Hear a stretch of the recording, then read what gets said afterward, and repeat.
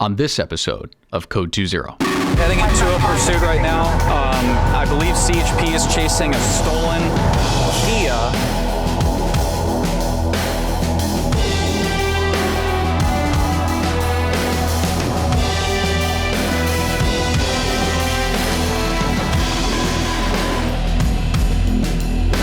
That's why I am the chief.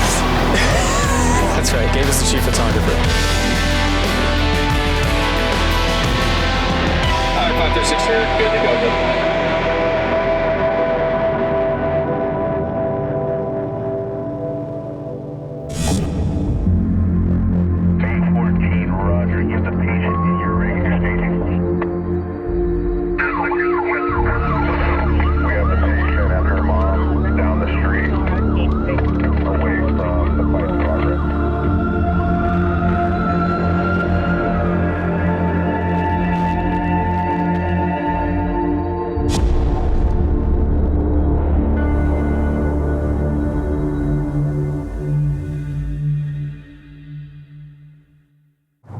He's to your right. You're going to see the airship. All right, 499. I'm waiting for a direction of travel here, but they're coming right to me. Pursuit of a white Dodge Hellcat, Florida. Temporary plate, vehicle plate suspect is now on 10 from Hutchin through Central in the number 3 lane, blacked out. Temporary Hutchin, moderate traffic. I took a gamble here. And there he goes, south. He's taking the 101 eastbound through downtown here. Yeah, I took a gamble to go north. I figured he'd stay committed, but he didn't. He's southbound 101 right now from the 110, and we're not gonna be able to catch him. Eastbound 101 from the 110. Yeah, 499, he's eastbound 101 from the 110. He's heading away into some adverse weather. I just went northbound on Lindley. Let me flip around and then head towards D101. Yeah, it's all good. He's no, he's southbound, brother. He's southbound. He's heading away from us. His next interchange is going to be the 510 east split for. Sorry, continuing. It's going to be the. No longer blacked out. Yeah, he's eastbound 10, and he'll have an option to continue down to the 5 south. I'll let you know where he ends up. But 423, yep. Yeah, he's gone. He's doing 100 and 120 plus. He's out of here. He's out of here. In a Charger. Number 3 lane and coming up to the 5 intersection. I'll be continuing to the possible water main. Yeah, I would do that. All right, 435 is going to clear, and I'm going to go for staging. Alrighty, we had a black Dodge Charger heading toward us, doing about 120. He was coming up the 110. We were just a little too quick into the trans road, and he's now 10. He's committed 10 eastbound. We could head that direction, kind of slow roll just in case, but no, he's out of here. 120, 130 with wet roads like this, we're not, even at those speeds with dry roads, we're not going to go for something like that. Our next available photographer is Randy. I don't know if he's up yet. We're out kind of early tonight. We'll have to check. Keith is checking right now to see if he's online. I haven't heard him go 10-8, but we'll keep an ear on it, but he's already gone. I don't even know what. Yeah, probably. Yeah, he's right. Yeah, absolutely. All right, 455's on the 101 south. Yeah, I'm gonna go for stage. All right, we're gonna cancel off of that, and we're gonna stage up. If we get a hold of Randy and find out what he's up to, I will. We'll get him on it, and then yeah, if it turns into something cool. If it doesn't, just another pursuit in LA. What are you gonna do? A million pursuits every day.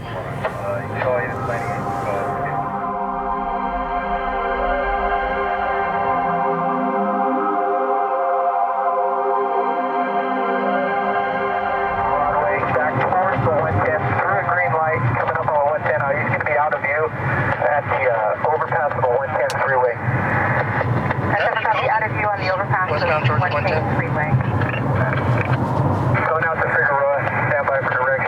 right, he's staying on city streets. That was so freaking weird. Okay, we're on a pursuit. We're on a pursuit. Well, we're heading into a pursuit right now. I believe CHP is chasing a stolen Kia Soul, which is like a compact. What is that? Like a crossover? It's like an SUV. It's a little box-looking thing. The one with the hamsters, right? Yeah, the hamster car. Weirdly enough, a second Kia Soul was getting involved in the pursuit, running lights, almost crashed into the suspect vehicle, and now we have two Kia Souls that are kind of going in and out, turning on and off their lights. Not really sure what the deal is with that. If they're involved, obviously they are involved. I don't know how, or if it's another stolen car, if it's their buddy.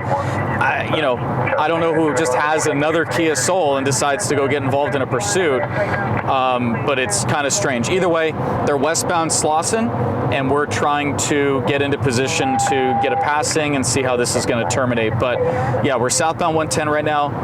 Playing catch up on this pursuit. We just missed the crossing at Slauson. I would have loved to have caught it right there, but either way, we're heading that direction. And they've been heading. They're already at Western, so they're going eastbound pretty quick here.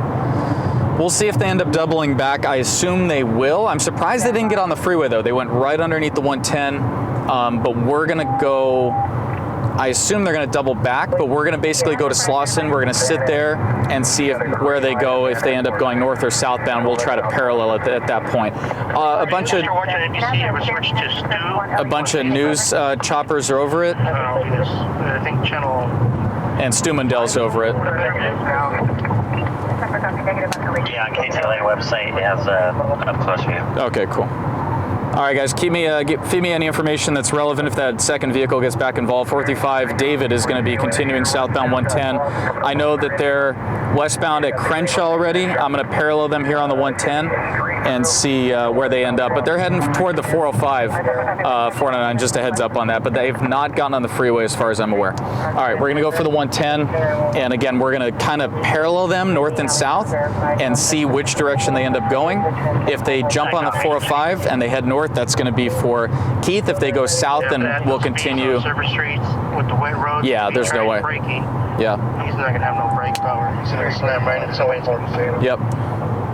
423, exactly right. 455 is just going to continue paralleling. The freeways are dry down here, but there is still quite a bit of moisture on the city streets. But yes, you're absolutely right. 455 is going to be getting off here at 110 at Slauson. So we'll get off at Slauson and we'll kind of sit.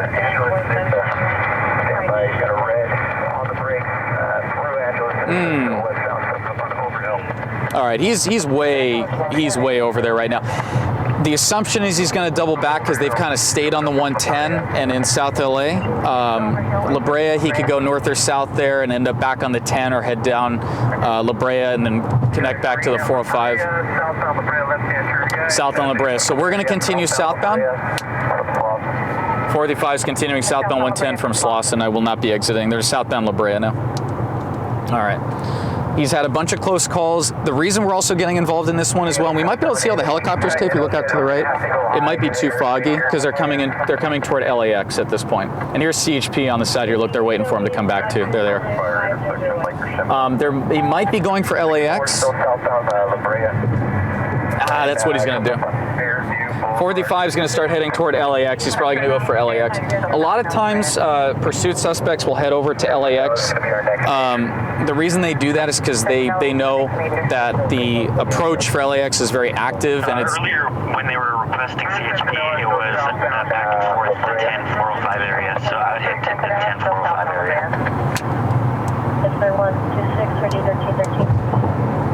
I think he should go to the LAX, and if Gabe doesn't mind going to 10 and 405. Looks like the 49 is going to be making the 405 just in case he comes southbound. Sorry, northbound. 499, thank you. Is that second vehicle still involved, or did they cancel? 435 is going to continue southbound 110. I'm going to go for 110 for the 105, and then, oh, hang on, they're westbound Hyde Park from La Brea. Stand by. I'm going to go for Manchester here, actually.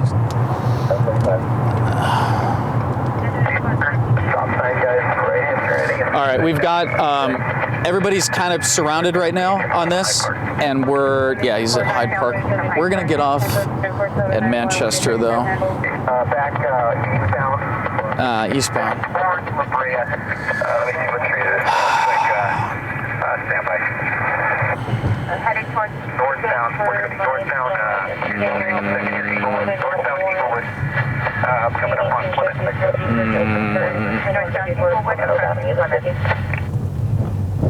Not quite sure. This guy's pretty sporadic here.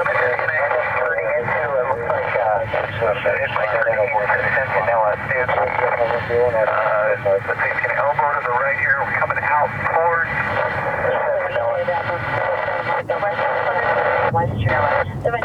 parking lot. White vehicle is condition 5132. And here we're coming out to Sentinella. Stand by here for direction eastbound. Sentinella from Beach. He's really sporadic. It's very difficult. He's not playing around. They want to put a stop. Yeah, it's very difficult when you have a suspect on city streets who's being really sporadic. It makes it very, very difficult to get ahead of it. As for the officers following it, of course, they're dealing with high rates of speed, going through red lights, and then that second vehicle getting involved. 423, do we have any info on that second vehicle, if they're still involved, or did they peel off? And that second vehicle got involved right where we are here. They broke off. So they were here in this area, like Manchester and the 110. Heading back west. Heading back westbound.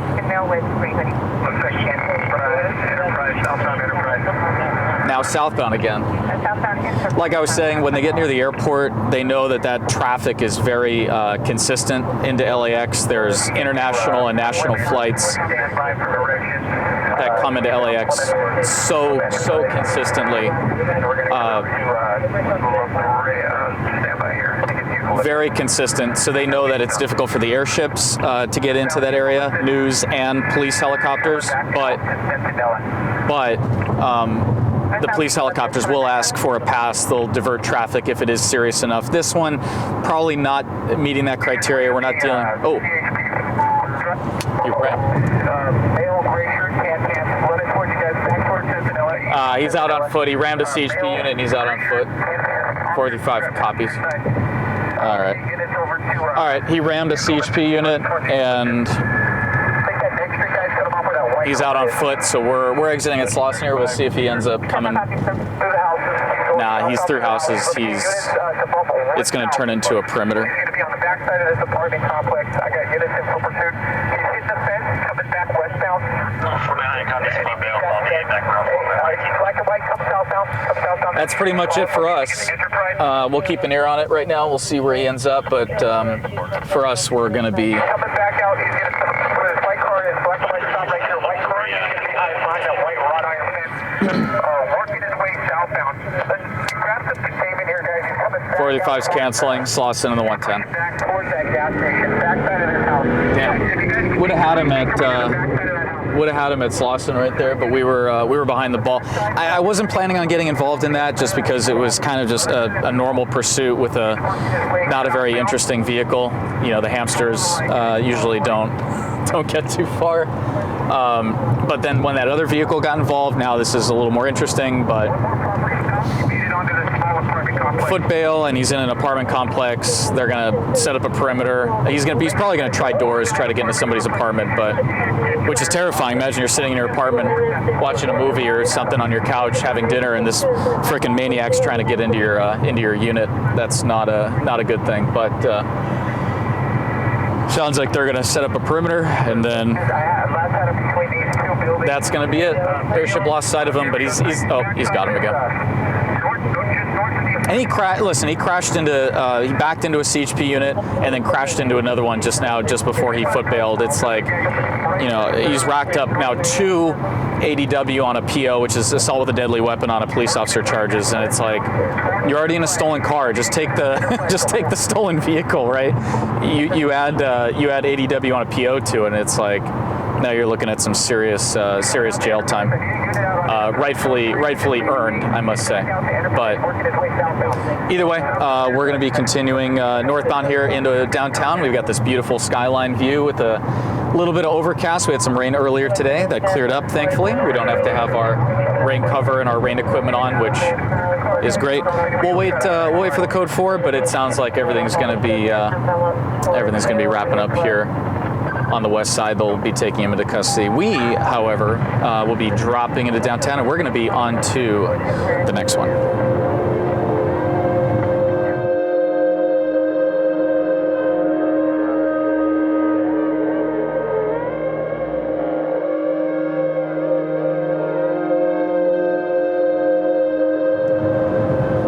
Copy. I'm going to be coming through the trans on the southbound, so I'm hoping it's not at Soto because it might put me past it. But either way, we're heading down there.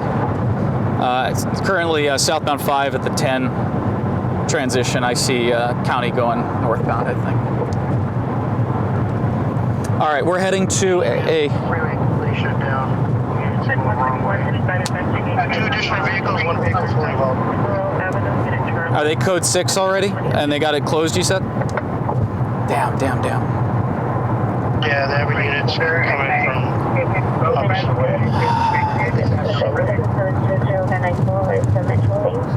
Opposite on Soto, okay, copy. I'm in the, I might get off here at Soto. Actually, I'm in the trans. Let me see if I can locate.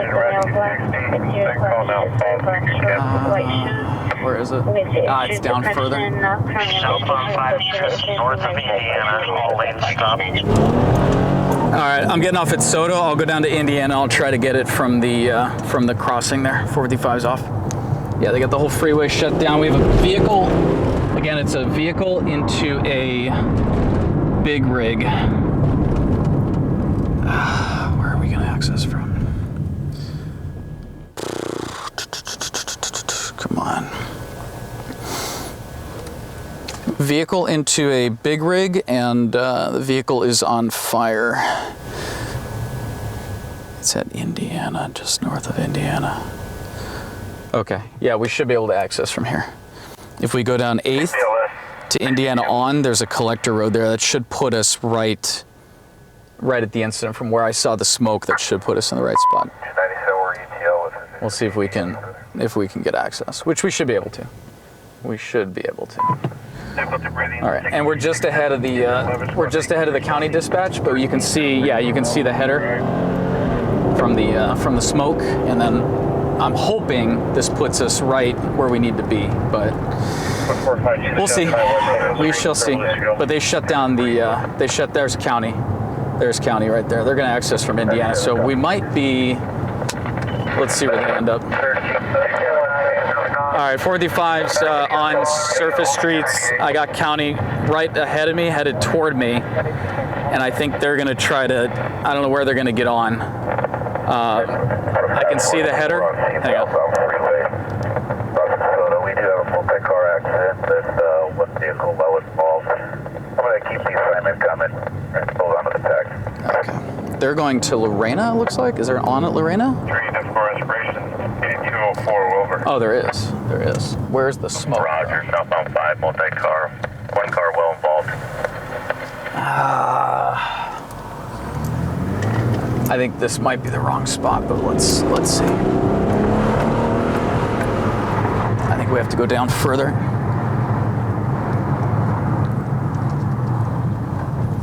I can't see because of the damn hill here. Let's take Brunswick down. Yeah, they're trying to get through. Okay, it's down at Indiana. All right, cool. There's a wall here. I don't know. Damn. Oh, there might be an overcrossing. We might get lucky. No, it's a wall. Right there. Right behind the wall. Son of a... It's right there.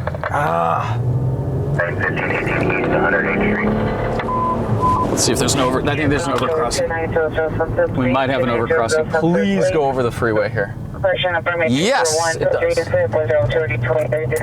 Alrighty. They just got a handle on it.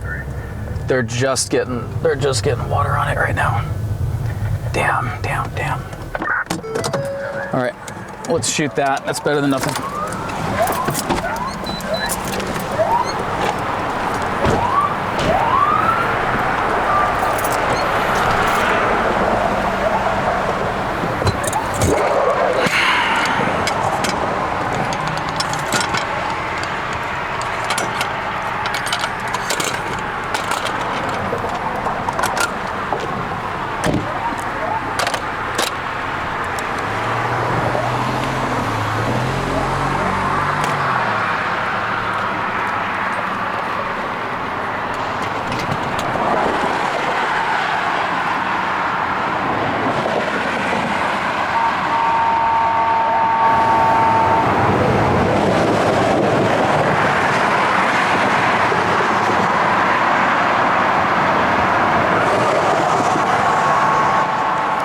Hey, see if there's a hole in the fence anywhere. Can you check, please?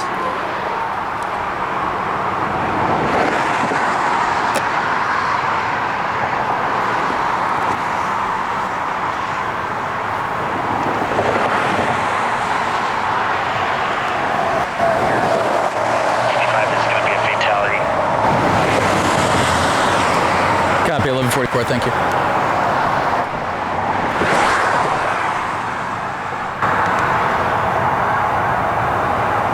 This is a fatality incident now.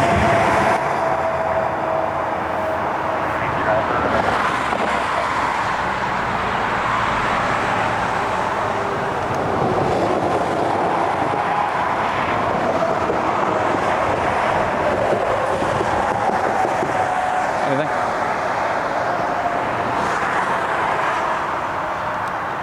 All right, Keith's saying it's a fatality now.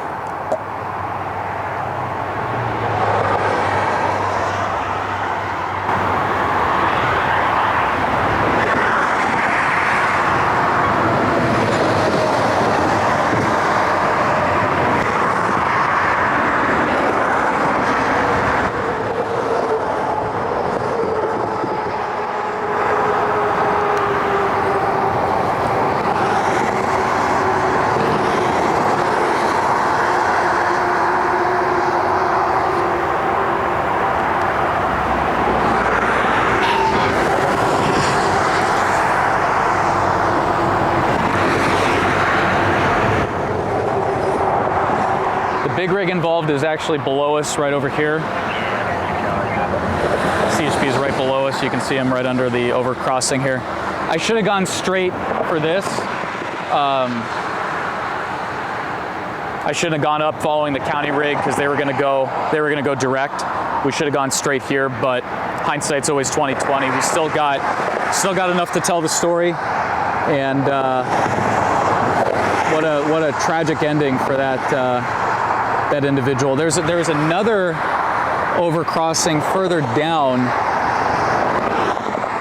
but I think this vantage point is going to be just fine for us right now as it stands.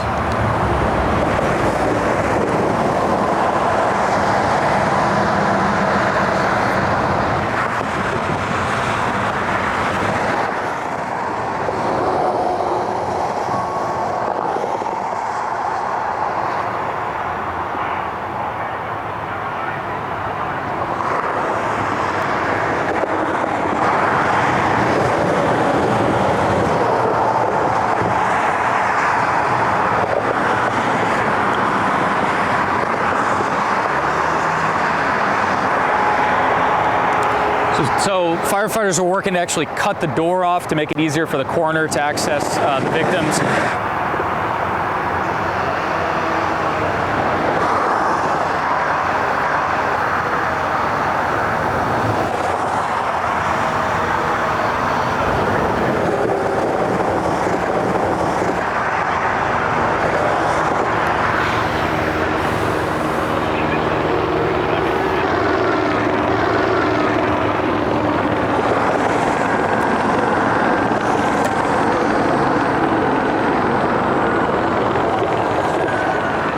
What the heck? Oh. No. They're coming for this. Okay. They're coming wrong way. Oh yeah, they're going wrong way. 36 surveillance video is up, and the two stories are in 455 with your fatal will be in business, because obviously. Copy, 455 David's code 6, CHP making access wrong way. I got a LASO arrow overhead. I'll have this in. Give me 5 minutes. I want to get a shot, at least take a look at the back of that big rig there as well, and see what's up with that. But yeah, as of right now, and I'm getting these like star pattern on the lens because of the fence that we're shooting through. But it is what it is.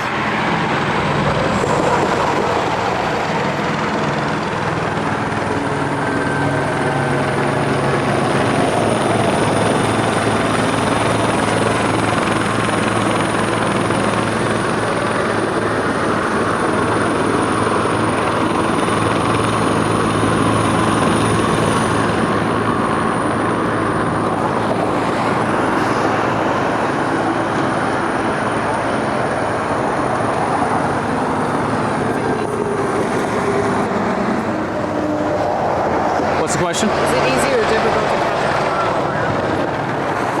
car? You know, car fires are tough. This one, being on the freeway, access is going to be an issue, as always. But especially with CHP being as close as they are, being able to shut down the freeway. You can see units like everywhere here. They're going to get that freeway closed as quickly as possible to make it safe for those resources to put that fire out. That's kind of what you're fighting against as far as time element is concerned. In regards to this specific collision, a normal car fire, not super difficult. A car fire with a fatality involved or people trapped in this case, they weren't deceased at the point, obviously. An incident like that, yes, it becomes increasingly more difficult because you have so many more resources that are responding to try to get into a position to either stop the freeway or help or shut down different areas that are related to this. But again, as of right now, we have one vehicle in the center divider. I can't tell exactly what type of car that is as of right now. Oh, let me get this shot here.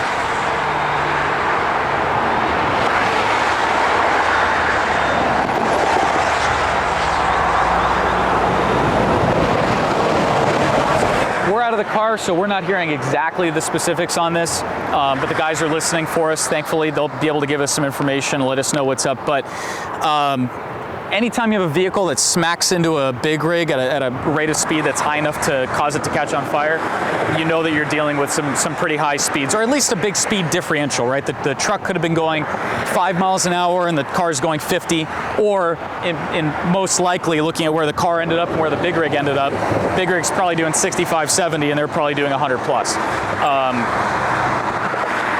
I don't know why they're in the fast lane, though. That could be something to do with this, but again, it's just pure speculation at this point based on incidents that we've already covered.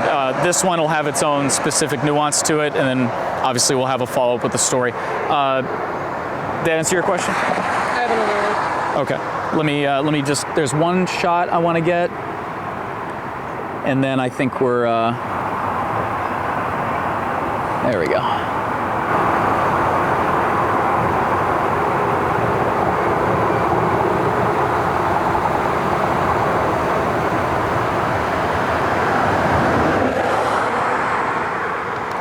Your other question? Is it easy for cars to catch? No, contrary to popular belief, I know there's a lot of movies, a lot of action films where people see cars blowing up and catching on fire. It's actually really difficult. There's a lot of traffic collisions that we go to, quite a few, and there may be a fire at the very beginning. You'll have an incident where a vehicle catches on fire, right after a traffic collision. You'll see like the fuel injectors, the fuel system is still pressurized, so you'll see a little bit of fire in the engine compartment.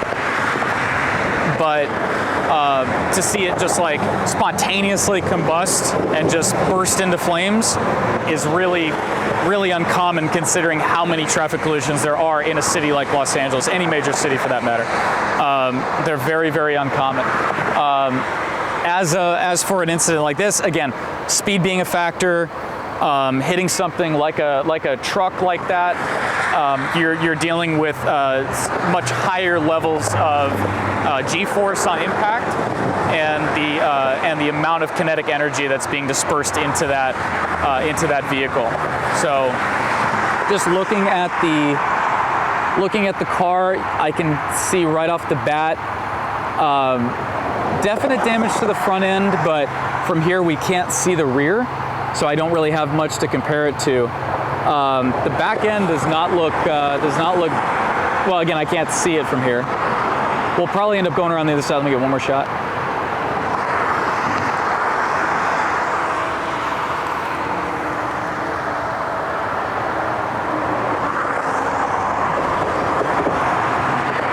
We'll probably end up going north of this and see if we can look south, and then we have CHP walk in the entire incident. Let's take a look at the back of this big rig and see if there's any damage to the rear, and then there might be damage to the front. The big rig right here is going to kind of tell us the story.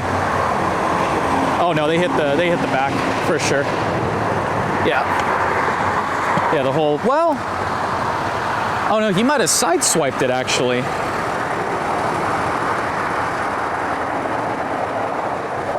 You know, that's really interesting. There's damage on the side. Huh.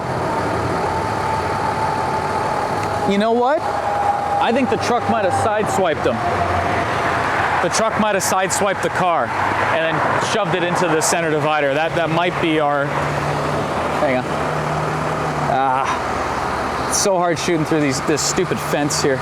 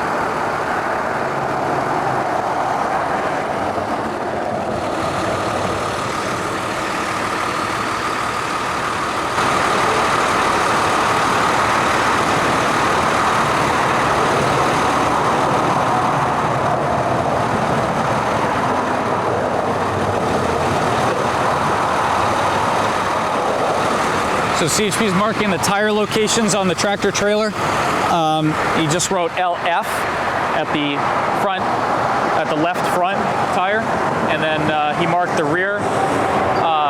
We're quite a distance. I don't know if this is giving you a sense of perspective. Here's where the tractor trailer stopped. That's where our traffic collision occurred, or prior to where we saw the vehicle that was involved in fire. Looking at the damage on our side of the big rig, you can see the stairs are damaged, the front of the truck, and the back. You can actually see the bumper, the rear guard that's supposed to prevent cars from going underneath the rear. You can see that's actually folded out and up. The assumption then at this point, and we'll have to check the CAD to confirm it, is that that vehicle might have been stalled in lanes.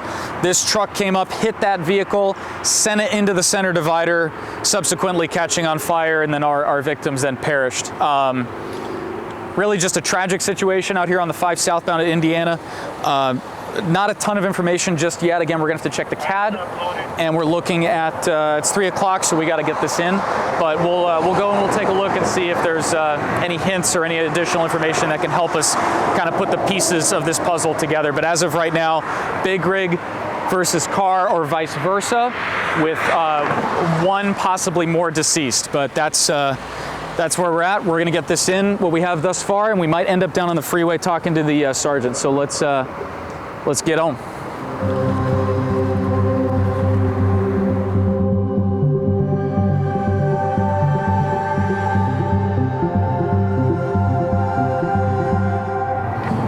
we're just getting out of East LA. You can see downtown LA just to over my left shoulder here out the window.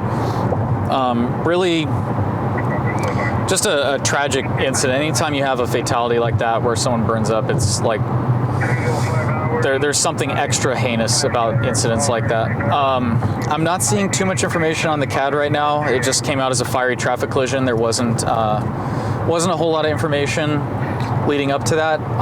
Looking at the collision though, there was a second sedan north of, so before the vehicle that was involved in fire, with a lot of front end impact damage.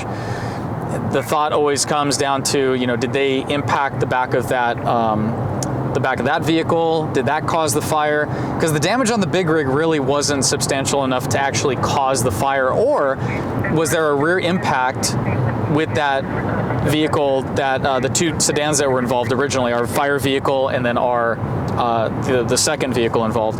Was there an impact involving those two that caused a gas leak? Big rig comes by, grazes that car, and then causes enough sparks to ignite that fire.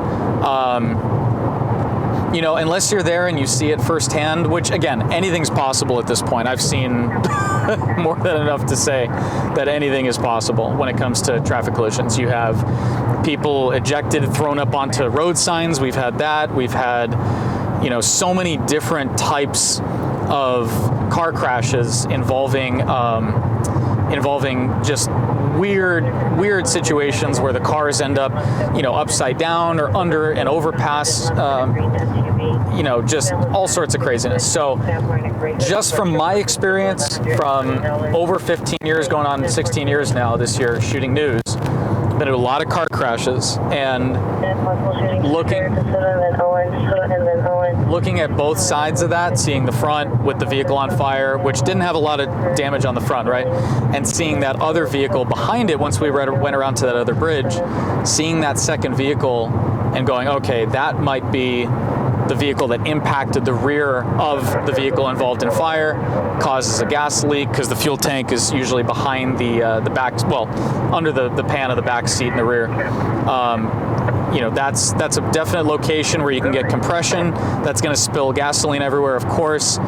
Would the initial collision cause the fire, or was that tractor trailer going by, was that a contributing factor? Again, these are all things that CHP is going to figure out during their investigation, because those guys are the actual pros of figuring out how these collisions occurred, who's at fault, the whole nine. These guys do it all. Once they get the information as to how the traffic collision occurred, the details of it, what was going on, was that car stalled in lanes? Because you're gonna have witnesses. There's a bunch of cars pulled over there that weren't involved, that were obviously witnesses, that are stopped to help. You have a lot of cars that are there that saw what happened. Even people that drove home and saw what happened, they'll call CHP sometimes and say, hey, this is what I saw. I was in the area at the time, which is great. That information really helps them put those pieces of that puzzle together. Those guys are going to come out with a press release. Usually in the morning they do it. That information gets added to the story, and as always, you can find it on keynews.tv under publications. So we're going to leave it at that. We're going to meet up with Gabe here for a second. He needed some information or something. He wanted me to call, but we're in the area, so we're just going to swing by and see what his problem is today.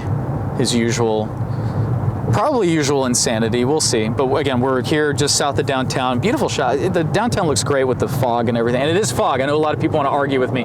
It's smog. It's smoggy. No, we've had a lot of rain clouds lately. If it was smog, I would say that it's smog. As a native Angelino my entire life, I know the difference between fog and smog. It's a big difference. This is not smog. What we're seeing in the sky right now is fog, because it's foggy out. Airships down due to weather is not airships down due to smog from pollution. And the valley's been pretty good, or just LA in general has been pretty good in the pollution ballpark. We haven't had those days that I remember when I was a kid, when it was like the whole valley was just completely just brown. It was that dirty. So yes, I do know what smog is. Thank you. Those who want to argue about the difference, which is absolutely absurd. All right, let's find out what the raccoon wants, and then we'll pick back up.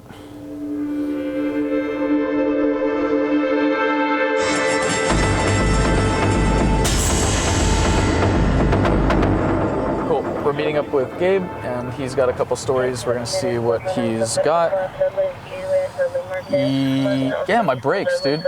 Woo! They are toast. You know, if mine sounded like that, you would not hear the end of it. I would what? You would not hear the end of it. Wait, if yours sounded like that, I wouldn't hear the end of it? Yes. I'd be calling and be like, hey, my brakes are Oh, because you're OCD. Yeah. Yeah, that's true. That is true. Anything else wrong with your car? Don't start. Don't start. Just routine maintenance. All right. Well, okay. So, just finished up on the fiery Fatal on the 5. What do you have? Because I know you were on another call, but I didn't hear exactly what it was. I know you're in Marina del Rey. I had to go down to the Inglewood Lenox area for a car shooting that happened on the 405. Couldn't find it. Then I leave, and then we find the location while I was already gone. But, you know, it's not exactly in a great area to begin with. So, you know, take what you will with that information. Okay. What was the story you were actually on, though? What was the deal? Initially, it sounded like it was a smash and grab. Where are we talking? Marina del Rey. Okay. Start with You're that. gonna let me. I was giving you exposition. To You do your thing. I won't step on it. You do your thing. Let's hear the build up and everything. So I'm leaving Lenox because I couldn't find the other car that got shot up. LAPD Pacific is working a 459 burglary. It sounded like it was just a smash and grab at the Ulta Beauty down there on, what was it? What street? Maxella off of Beach and Lincoln. So they have a perimeter. Airship has to dip out because of weather. And so I pull up. It's just one window to the front of the store is just smashed out. And then I learned that, the Starbucks on the adjacent strip mall, or whatever, it's a shopping center, got also hit. Oh, so they hit a bunch of businesses in the same... I pull up, and every restaurant, because it's a 2-story complex, every restaurant on the bottom level got their windows smashed in. Did they steal anything? I don't know about Starbucks. There was a Greek restaurant next door. They got the cash register drawer out of that. And the owner of the restaurant was nice enough to give me a surveillance video. So we got that. It was a Starbucks, a Greek restaurant, a Rubio's, which is like a Mexican grill. Well, it is a Mexican grill. The Greek restaurant, I don't know if I already said that, and an L&L Hawaiian barbecue. And I think the owner told me that for the L&L Hawaiian barbecue, he said that they didn't take anything this time or last time, because he got hit a few weeks ago. So I don't know if they stole a credit card reader, but I don't know if it was tonight or a couple of weeks ago. And who knows what they took from the Ulta, but I think it was 2 guys on bikes. So on bicycles or motorcycle? Bicycles. So I think they were just trying to get cash. I'm watching your security cam footage right now. They're using like a glass punch, like a window punch. Completely tempered glass, just. And the video, I had to do some tricky editing on it because it was, with our big lenses, we can't focus on an object 6 inches away. Well, yeah, you can with the macro ring. So I had you didn't want to do it. It'll screw up my back focus. No, it won't. If you click back, you didn't want to use your macro ring? No. So I had him place it down on a table, and then I skewed the video to have the perspective be straight. Interesting. And I shot it in 4K so we didn't lose quality. Okay, that's one way of doing it. I gave myself extra work. Do you get extra credit though for that? You do? Okay. Yeah, really interesting. I didn't see him exit though. Did he exit out the back door or did he go out the front? I didn't see him leave. He ran to the back and I never saw him come back out. So he must have gone out of back, like emergency exit or something. So 2 guys, both on bicycles. I'm assuming, because I only see the one hitting individual shops at the same time. That's because there was so many. Wow, that's crazy. And how many total again? You said it was like 4? I think it was four in that complex and then the Ulta, so they hit 5 places. Wow, okay. That's wild. Not really a smash and grab, just a what would you call it? Serial 459? I was gonna call it a smash and grab until I saw the other places, and like I don't know what they're taking. I didn't see the Ulta didn't look ransacked. But it does. A smash and grab is like if the Apple Store is open and they run in and they grab everything. This is I would like put it somewhere between multiple burglaries / vandalisms. Either way, a coordinated situation. If anyone was in the area at the time or has any information on that, I don't know if you guys know, you can go to Crime Stoppers, LA Crime Stoppers to be specific, and you can submit a tip, and they give rewards, which is kind of crazy. They have a thing on their website. If you go to lacrimestoppers.org, I'll put a link in the description down below. If you guys saw anything relating to Gabe's story in Marina del Rey, hit up Crime Stoppers. They're a pretty great organization. We've gotten some requests for footage from them a few times, and good group of people working over there. So if you did see anything, by all means, submit that info. But yeah, Gabe, great B-roll. It's always hard to shoot B-roll like that because it's like, if you look when I get to the Starbucks, it's just more of this. It's the same thing for every business. Right, but I was explaining to one of the guys the other night. Oh, and then shooting, when you have the dark exterior with the daylight interior. Right, the halogen lights with the color temperatures being polar opposite between inside and out. I was explaining to some of the guys, probably one of the meetings a while back, I forgot who I was talking to exactly, but when you have a situation like this, or a water main, or a power outage, something that's kind of mundane, it's really difficult to shoot something like that. It sounds counterintuitive, right? Where you think like, oh, like the big structure fire, or the crime scene or what have you, that would be the difficult thing. It really comes down to being able to shoot like B-roll like this and make it look that good. That takes a whole nother skill set that not everybody has. So always very impressed. It's funny because I spend more time shooting, I wouldn't say dumb, but just shooting really static scenes. Yeah, that's what I mean. Not the crazy, not the insane I spend stuff. more time and struggle with that more than anything that's active and. That's always how it is. Like, how can I, okay, we have a smashed window. If it was just the Ulta, how was I going to stretch that out to 3 minutes? Right, exactly. It's tough. Especially when there's only one officer standing outside. Right, it's tough, and you did a great job, so there's that, but... That's why I am the chief. That's right, Gabe is the chief photographer. And he reminds me every time I roll up and he goes, how do I have to address you as the chief, right? Your Majesty. Chief Majesty over here. Not a super busy night. I think those are the only two big stories, right? I had the thing last night in downtown. I talked about it briefly the other night when I was looking a little crazy. You inspired me, by the way. You're all clean shaven. I'm still growing out. I know, but you inspired me to get a hair. You didn't notice? Yes. You didn't notice I got a haircut? I don't like being this short. You didn't say anything though. I came by earlier. You didn't notice. You didn't say anything. What, you want me to say? Oh, damn, BB, you're looking good. Well, I don't want that. I just want like oh, you got a haircut. Like oh, looks good. You got a nice little hair cussy. I don't even know what that means. Gabe's been. Is it a Zoomer terminology dictionary that you have? Like a. Why do you have to analyze the way I talk? I guess you don't. You get it from somewhere. I don't know where you get it from. I can't. I can't deal with you sometimes. Oh man. You get a little bussy cut. They were. I don't know what this means, but they were in the chat. A couple weeks ago? Everyone was saying you were being sus, and sus that's not good, right? That's not good. Being a sussy baka. Okay. I'm gonna have to write this all down and do a little bit of Google searching and make sure we don't get demonetized. I touched on it a little bit, the downtown, you're talking about the downtown LA, the DUI driver that crashed into LAPD. Yes. We talked about it a little bit last night.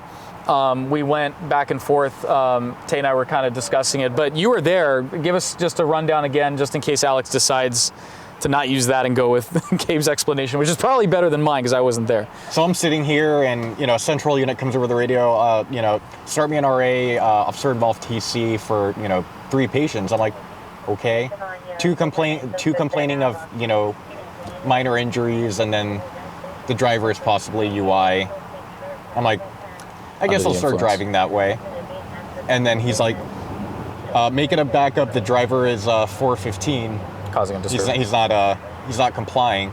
I'm like, oh boy, here we go. So I pull up. They're already putting spike strips on either side of the car, and he's just sitting there. Says he doesn't want to get out. So they get the ladies out of the car, sit them down, and check them out. They're fine.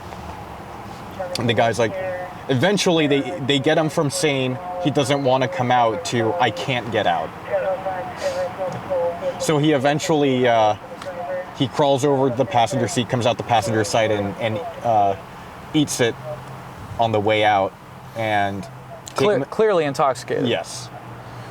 Take him into custody. Nobody had guns out or anything. If you see the officers in the background, they just look more annoyed than they do. So, yeah, they take him into custody, and that was it. He just made it 5 times worse than it had to be. Because he's probably going to get resisting arrest now on top of the DUI charge. Last thing you want to do is smack into a LAPD cruiser when you're intoxicated. That's for sure. I see the females. Or I saw the females being taken into custody. I almost thought that was a canine unit, but it wasn't. It was a guy on the corner with a German Shepherd. Yeah, definitely. Well, I mean, the airbags went off though, so he hit hard enough for the airbags. Yeah, and then the central RTO comes over the radio that OnStar had called them and saying that there's a guy at Flower and 9 saying that he can't get out of the car. So he was saying he couldn't get out. I see his door is up against the LAPD car. And they told him to crawl to the other side. Jeez. All right. But they knew he was drunk the second they said, making it back up. We have the driver's UI in 415. The footage of him coming out and smacking into the ground is just. Does he slip? I don't know. He like throws himself out. He did it. He's trying to be dramatic. He's trying to hurt himself. Then it's like, oh, woe is me. Yeah, he rolls over and lays there. He didn't want an ambulance then. They didn't call for an ambulance for him until like an hour later. At the station, or was he still here? They were still there. Fox 11 was doing their report, and they said that they called an ambulance for him an hour later. Maybe he's sobering up a little and he's feeling the pain in his wrists from coming out of the car.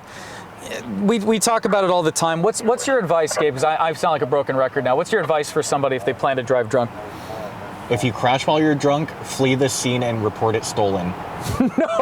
No. What's your actual advice? Oh my God. Flee the scene, go home, put your pajamas on, go to bed. Do not wake up in the morning, report it stolen. Do not pull a Charlie Sheen. That's not what Gabe's saying. What's your actual advice? If you're driving drunk? No. If someone's planning drive faster. No.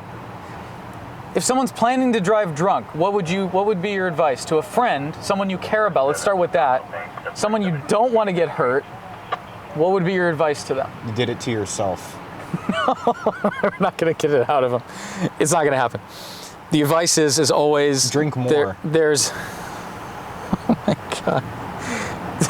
God made me too powerful to drive sober.